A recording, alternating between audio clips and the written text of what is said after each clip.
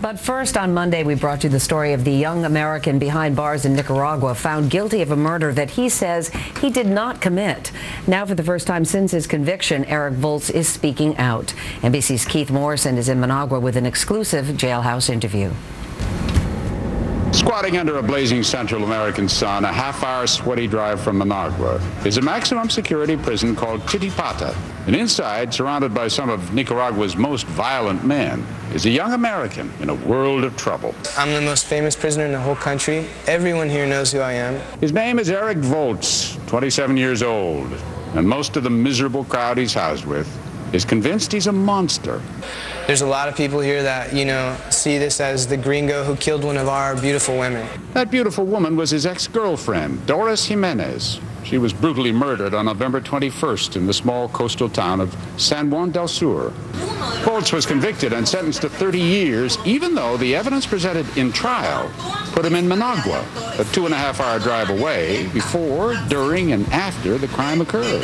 The first question the police asked me when I was interviewed the night of her murder was, Eric, where were you today from 8 o'clock in the morning until the time you received this phone call saying that Doris was dead?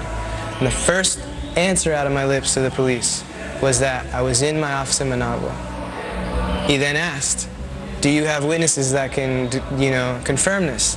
Yes, at least 10 people. One of those people, a journalist and businessman who says he was neither a friend nor a colleague, told us he met and had lunch with VOLZ within minutes of Doris's death many miles away. Not only that, but I was doing, instant messaging with a friend of mine, a consultant that I work with. He lives in Atlanta, Georgia. We started instant messaging each other at 10:21 in the morning, Eastern Standard Time, which is 9:21 in Managua, where Eric was, and it goes all day, basically for about 6 hours till about 3 o'clock my time, in the East Coast. And then, they say that the murder happened between 11:45 and 1 o'clock Managua time. The instant messages were time-stamped on Nick Purdy's computer, but the judge threw out that evidence, declared that the alibi witnesses were not credible, and relied on the testimony of a local resident named Nelson Lopez Dangla, who had been charged as a co-defendant but was freed in exchange for his testimony that